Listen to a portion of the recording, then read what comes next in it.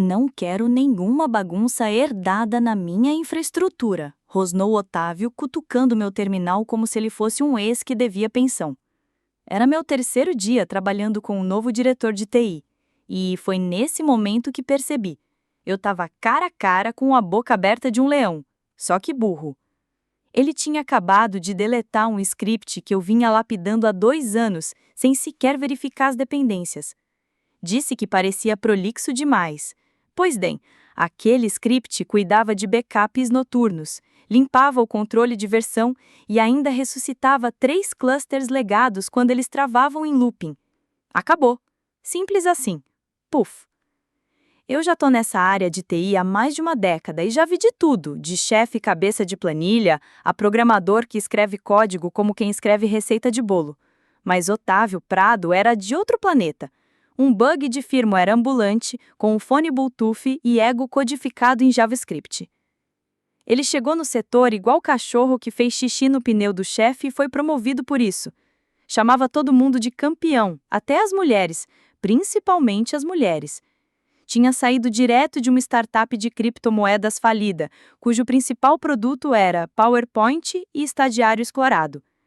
Agora o cidadão achava que podia invadir minha infraestrutura assim, na maior cara dura. 8 anos de trabalho impecável, migrações silenciosas, scripts internos que economizaram centenas de milhares de reais com consultorias, e ele entra balançando a tal agilidade como criança brincando com soprador de folhas. Mas antes de eu continuar esse show de horrores corporativo, deixa eu dar um recadinho do mundo real. 97% de vocês assistem histórias assim e não se inscrevem. Gente, curte, compartilha, ajuda a manter essa equipe viva com café, coxinha e um restinho de sanidade, beleza? Voltando. A primeira inovação do Otávio foi desativar a nossa ferramenta de monitoramento personalizada. Segundo ele, era muito antiga. Substituiu por um painel SaaS tão pesado que precisava de 6 extensões no navegador e travava no modo escuro. Decidiu também que comentário em código era coisa de iniciante. Engenheiro de verdade, dizia ele, sente o código.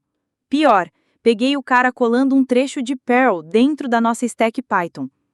Perguntei de onde ele tirou aquilo. Respondeu, do Stack Overflow. De que década, Otávio? Perguntei, segurando o riso. Mas o primeiro alerta real foi numa quarta-feira, quando ele travou o ambiente inteiro de QA. Bloqueou tudo, só porque não entendeu que o sudo pede senha por um motivo. Me culpou, claro. Disse que as instruções estavam confusas. Mostrei o arquivo Leia-me. Ele olhou para aquilo como se fosse escrito em Klingon e soltou um papinho de otimizar fluxo de documentação. Eu fiquei na paz, zen, profissional, sorrindo, enquanto por dentro eu gargalhava. A partir dali, comecei meu próprio plano B. Registrei tudo offline, cada script, cada módulo, tudo criptografado em servidor privado. Não avisei ninguém, só observei.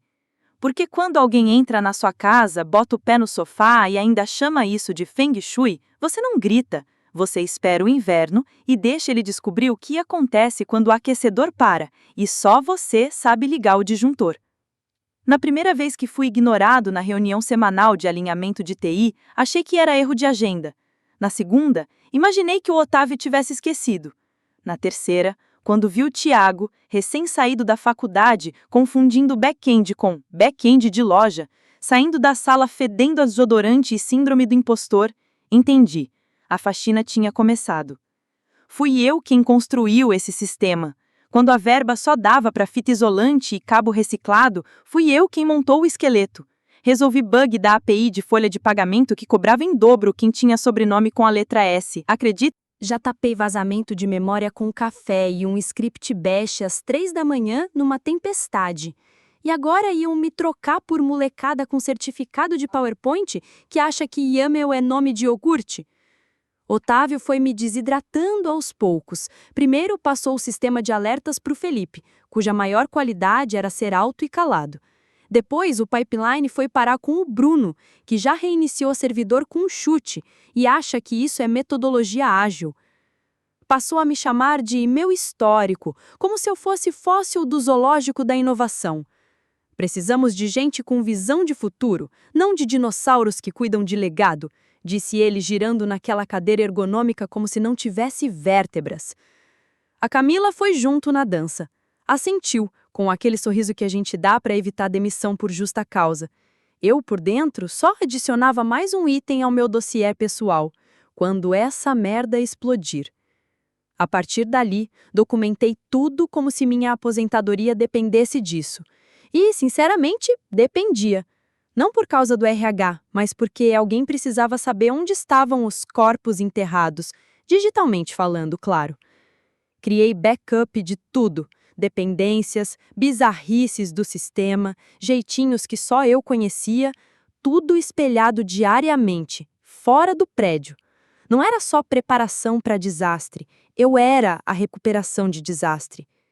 Enquanto isso, Otávio fazia alterações ao vivo no ambiente de produção. Sim, você leu certo.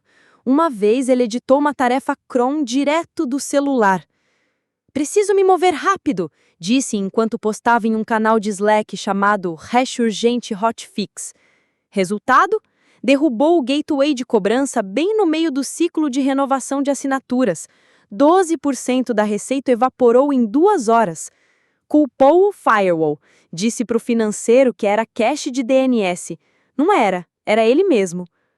Cada alteração que ele fazia, eu rodava um diff. Sem brigar, só observando. Igual o bêbado tentando andar de perna de pau. O cara desativava fallbacks, arrancava verificação lógica, substituía código estável por módulos de terceiros do GitHub atualizados pela última vez em 2016. Um deles tinha um aviso: não use isso em produção. E adivinha? Usou. Mas eu não disse nada, porque ser subestimado é um presente. Te dá tempo para fazer cópia, para preparar o contra-ataque, para enterrar um script lá no fim da cadeia de automação, que ninguém nota até ele sumir.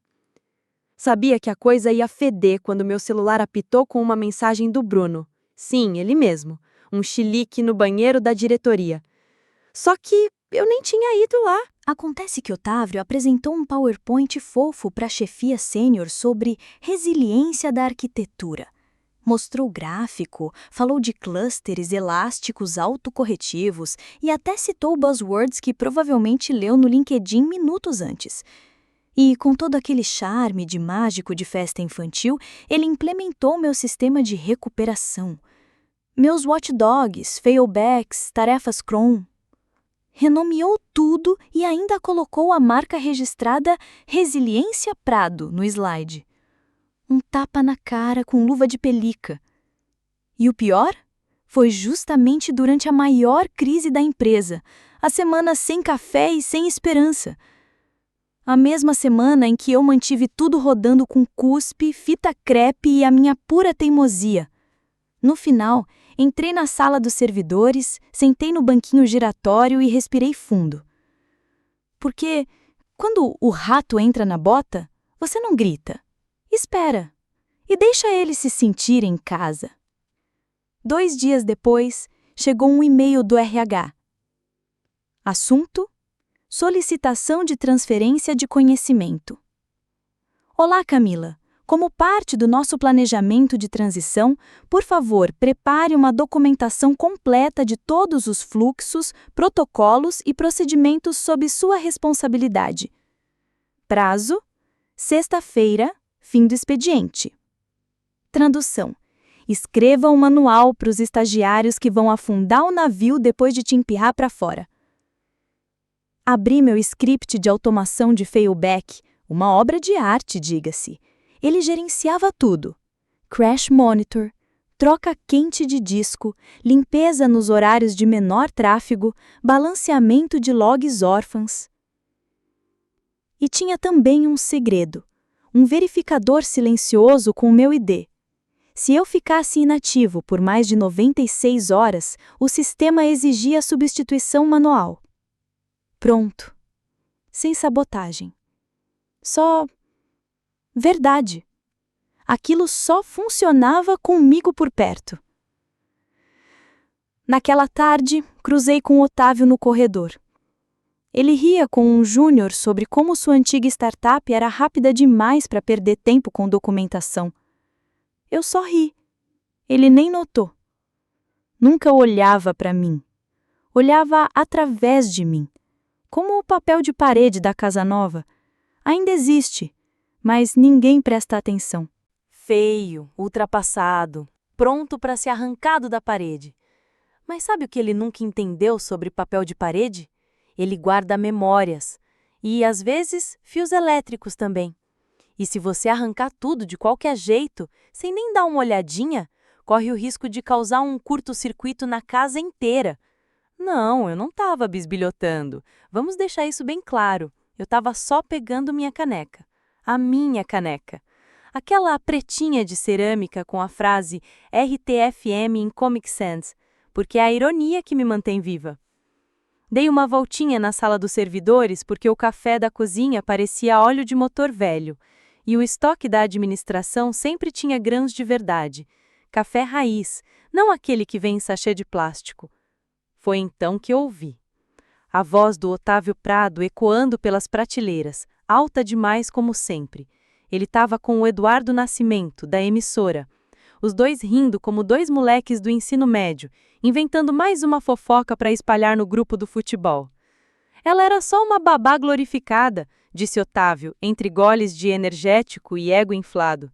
Nenhuma mulher mexe no meu servidor raiz. Eu vi os scripts dela. Metade é fita isolante colada com mais fita isolante. Eles gargalharam. O Eduardo bateu em alguma coisa, provavelmente um botão que não devia nem ter encostado. E eu fiquei ali, parada, segurando minha caneca vazia. De repente, aquele pedacinho de cerâmica pareceu chumbo nas minhas mãos. Não chorei, não quebrei nada, não entrei na sala gritando feito uma Joana Dark dos circuitos. Só me virei, voltei para minha mesa, abri uma janela de terminal e comecei. Primeiro, entrei no servidor reserva, depois no nó de sincronização e no demônio dos patches, os meus scripts invisíveis de cola quente digital. Eram 14, cada um funcionando como tarefas agendadas em sistemas que o Otávio nem sonhava que existiam. Era o meu exército silencioso, a fita crepe e as orações que evitavam um incêndio diário no Império TI Brasil. Um por um, adicionei uma condição final. Não era um desligamento, nem um ataque nuclear digital, só uma verdade condicional com classe. Executar somente se Camila Rocha, uma usuária, for igual a true, em termos operacionais, e executar apenas se eu ainda estivesse empregada. Registrei os horários, vinculei tudo ao meu perfil LDAP e ao sistema de crachás. Se o RH cancelasse meu acesso, o sinal de vida parava e, junto com ele, todas as recuperações discretas, os vigilantes noturnos e as limpezas invisíveis da madrugada. O castelo ainda pareceria firme, até o cupim parar de segurar a estrutura. Então, abri meu rastreador de logs, um painelzinho que eu mesma tinha criado, que espelhava as principais métricas: picos de CPU, desvios de usuário, aumento anormal de memória, rastreamento de certificados. Dei o nome de zelador do sistema. Otávio nunca nem clicou, achou que era piada. Atualizei o cabeçalho do painel. Custodiante ativa. Verdade. Fechei o notebook, dirigi até em casa num mais absoluto silêncio e, claro, estava chovendo porque é óbvio que estava. Minhas mãos não tremiam, meu maxilar estava relaxado.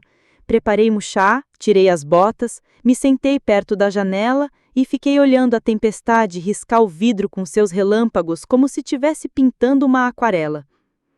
Do meu terminal doméstico, iniciei a auditoria. Nada malicioso, só observei. Vi os commits de código do Otávio passando pelo log como caminhões com eixos soltos. Vi ele corrigir uma falha de segurança comentando o validador de login.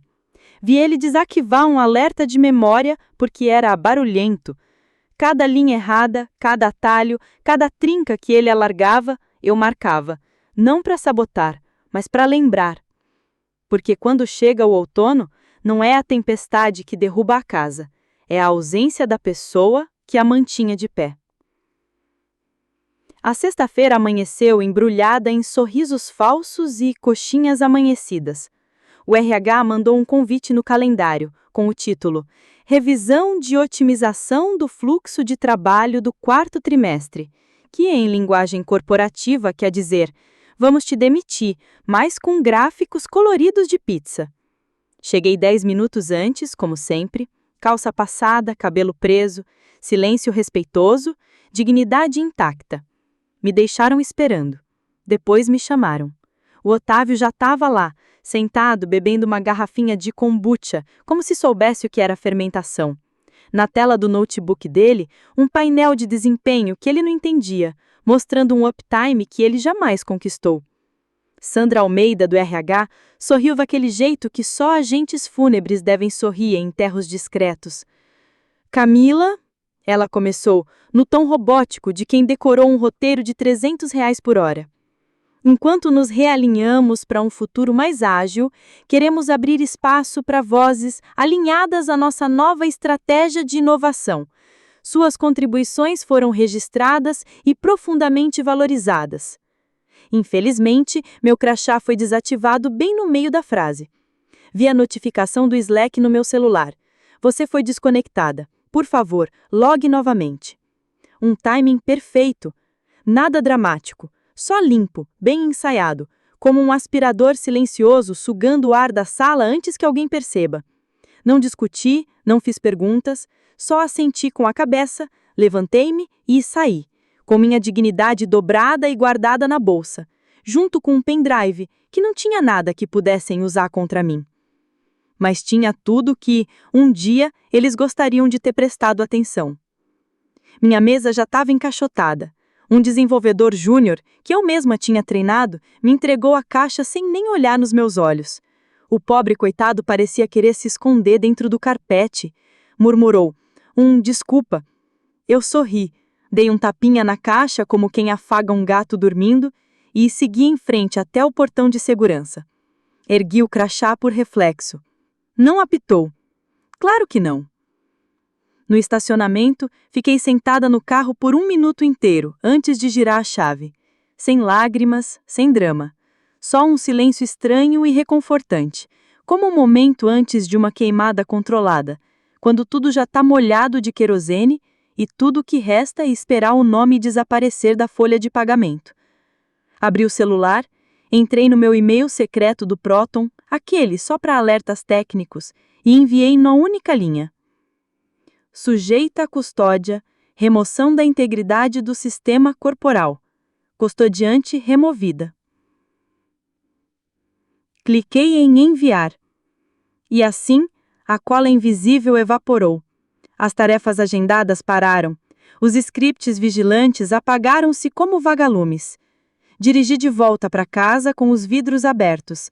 O silêncio era uma sinfonia. Naquela noite, enquanto cortava legumes e tomava um vinho barato com gosto de vingança e amora, meu celular vibrou. Era Lívia Martins, uma das poucas engenheiras que ainda tinham alma. Camila, o Otávio acabou de me perguntar como restaurar o servidor de backup. Ele achou que era da AWS. Não é, né? Sorri. Eu? Não, porque aquele servidor era meu. E agora é só mais um fantasma na máquina, sussurrando. Você devia ter deixado ela mexer no servidor raiz. Começou pequeno, como toda avalanche que se preze. Um soluço aqui, um chiado ali, daqueles arrotos de rede que normalmente se resolvem em 5 minutinhos.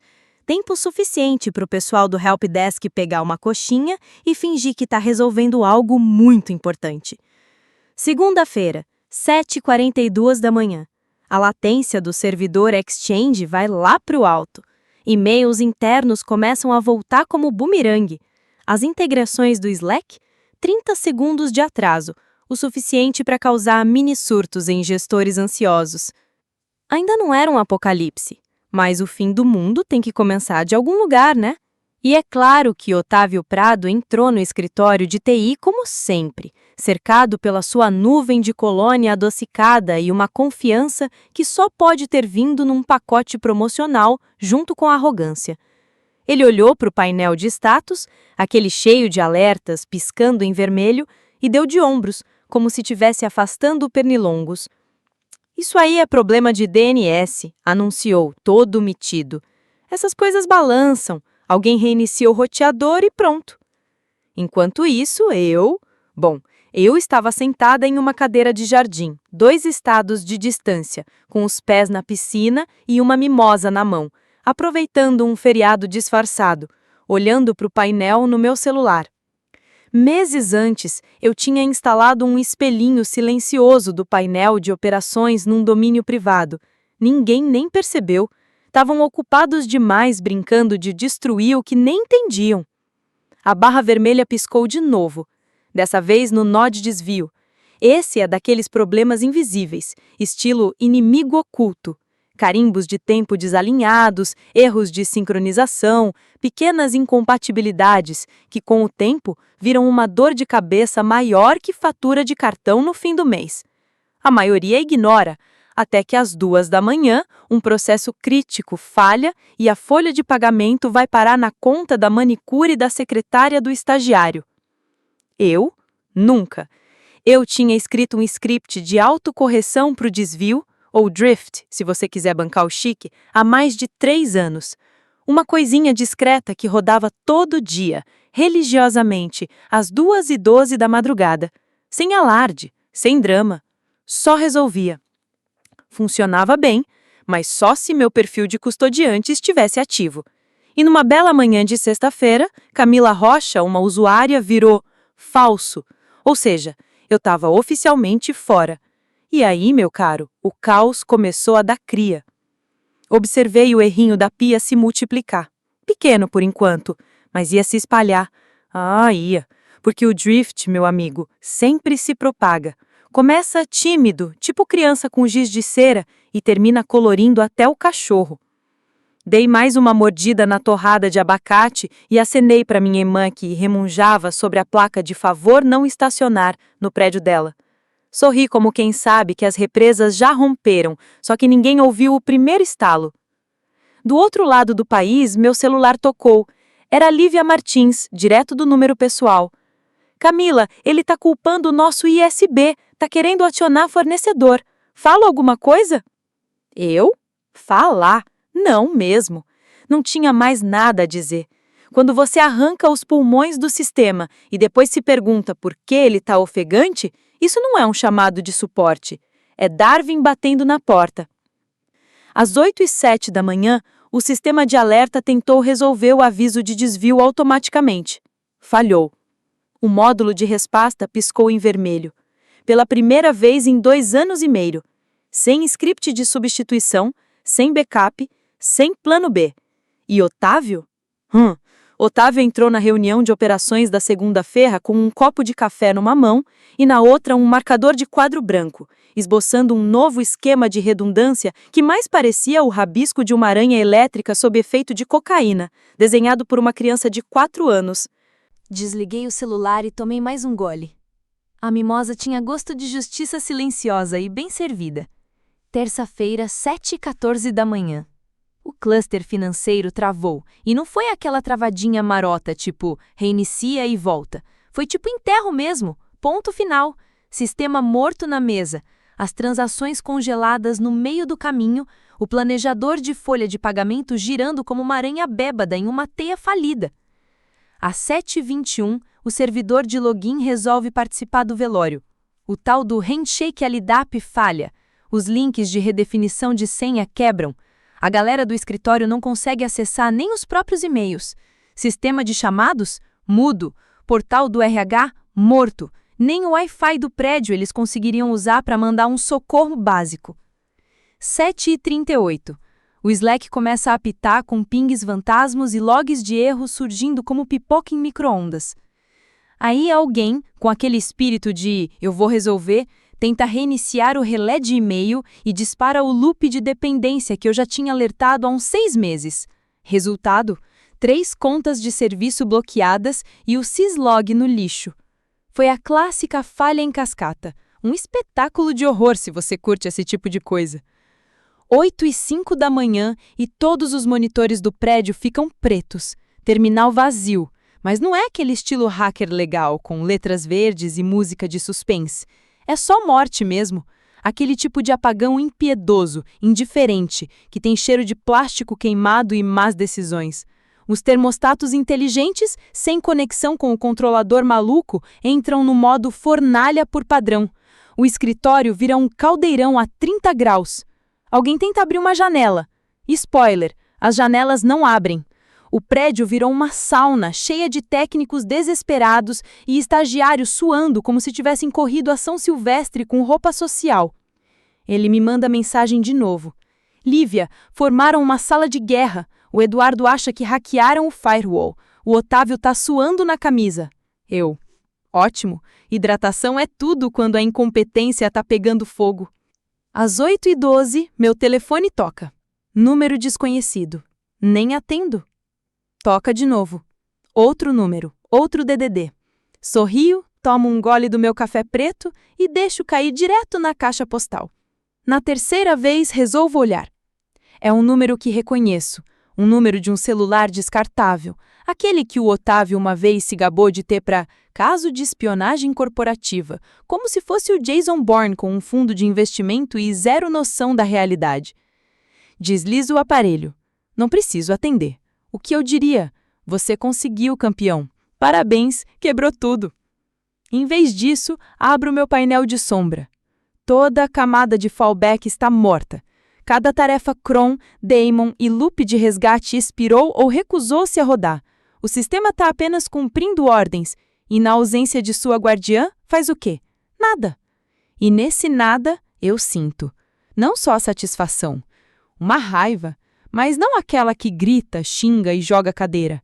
É uma raiva fria, gélida, merecida. O tipo de raiva que esperou, que documentou, que assistiu de camarote a um desastre anunciado, como quem vê um trem indo direto para o muro com um PowerPoint no lugar do freio. 8 anos. 8 anos de noite mal dormida, calo no dedo de tanto digitar para depois ouvirem que a culpa é da infraestrutura legada. Agora os servidores estão mudos. Esse silêncio é meu. O silêncio da vingança. Que ele sue. Que os monitores permaneçam pretos. Que os engravatados naquela sala de conferência, a sauna, finalmente se perguntem a única coisa que deveriam ter perguntado 2 meses atrás. Cadê a Camila Rocha? 9h17. Meu telefone toca de novo. Dessa vez nem preciso ver o identificador. O tipo de vibração já entrega. É a fúria desesperada de um executivo atravessando o vidro com o poder da frustração. Um toque? 2? Vai para a caixa postal? Não. Essa merece resposta. Atendo. Camila Rocha. Digo com a calma de quem já zerou o jogo. Pausa, e então a voz explode no viva-voz como uma britadeira furando parede de gesso molhado. Camila, aqui é o Ricardo. Sem oi, sem bom dia, sem educação, só pânico travestido de bronca. Preciso saber agora mesmo o que você fez. Dou um leve sorriso. Nada. Só parei de consertar o que você nunca viu quebrar. Silêncio. Um daqueles longos, estridentes. O tipo de silêncio que só acontece quando o CEO percebe que o castelo de areia que ele fingia administrar já virou pó faz tempo. Ele tenta recuperar a pose. Perdemos tudo. O painel financeiro está fora. As credenciais estão corrompidas. Os termostatos presos no modo churrasqueira e o jurídico não acessa os arquivos. Membros do conselho estão me ligando de 4 fusos horários diferentes. Deixo ele desabafar. É o som de um homem que acabou de descobrir que o cinto de segurança que ele arrancou era a única coisa segurando o volante. Por que ninguém me disse que o sistema era tão frágil? Ele rosna. Não era. Não enquanto eu estava lá. Silêncio de novo. Ele respira. Falha, como quem começa a entender. Sua contratação de ouro, continuou, removeu as condições de fallback, reestruturou o ambiente de produção sem um sandbox e nem sabia que o servidor de backup rodava num nó separado, numa subrede blindada. Achava que as tarefas cron eram coisa velha. Excluiu o gerenciador de arquivos órfãos porque parecia inútil. Mais silêncio. A única coisa que impedia aquele Titanic de afundar eram meus scripts. Ele suspira como quem descobre que o cofre que ele arrombou era na verdade uma bomba. Vamos te pagar, diz. Consultoria temporária. Diga quanto. Já estou em outro trabalho. Minto. um onde não confundem silêncio com submissão, mas um silêncio desconfortável. Então, o que seria necessário para te trazer de volta? Desligo. Porque é isso que eles nunca entendem. Não dá para desfazer uma ponte, especialmente uma que sustentava o prédio inteiro. Na quarta-feira de manhã, o comunicado oficial chegou, com aquele linguajar pomposo, tipo o relatório da CIA, misturado com notificação jurídica, que dá até bocejo. Mas a verdade era simples, sem firula. A causa raiz? Otávio Prado, disruptor da moda, guru de planilha colorida, havia removido manualmente a cadeia de automação de fallback. Chamou de limpeza de legado. Genial! A perícia rastreou e tudo até uma mensagem arrogante na confirmação do commit. Removendo scripts desnecessários de custódia. Desnecessários. Essa palavrinha inocente derrubou 87% da infraestrutura. Parou a folha de pagamento, corrompeu o backup, travou o login e transformou o escritório numa sauna high-tech com crachá sem serventia. O conselho suspendeu Otávio 20 minutos depois. Chamaram de licença administrativa, mas o que se falava no boteco era que ele tinha sido visto tentando restaurar as configurações de fábrica do laptop enquanto chorava no balcão. Enquanto isso, eu estava num escritório novo, elegante, do outro lado da cidade, prestando consultoria para o maior concorrente deles. Me pagaram o dobro, sem entrevista, só um aperto de mão, um notebook seguro e um contrato sem cláusula de não concorrência. Sem reunião inútil, ninguém chamando minha documentação de exagerada, ninguém renomeando meus sistemas para inflar ego alheio. Só trabalho. Do jeito certo. Quarta, 9 da manhã, em ponto. Mandei minha última mensagem da conta pessoal. Sem frescura, sem anexo, sem ameaça judicial. Só o básico. Para CEO da Império TI Brasil. Assunto: corpo da nota final. Da próxima vez, deixa a mulher mexer no servidor. Sem assinatura. Não precisava. Nessa altura ele já sabia. Todos sabiam. O sistema não caiu porque eu saí. Caiu porque era eu quem segurava tudo. E quando eu saí, não foi só um colapso. Foi a revelação de quem era realmente dispensável. Não a mulher da sala do servidor. O homem que achava que mandava nela. Muito obrigada, lendas do escritório raiz. Se inscrevam para manter o caos aceso. Se você fosse Camila, o que faria no lugar dela? Se um novato te demitisse, você teria a mesma reação que a Camila? O que você achou da história? Fale nos comentários sua nota de 0 a 10. Beijo e até a próxima história.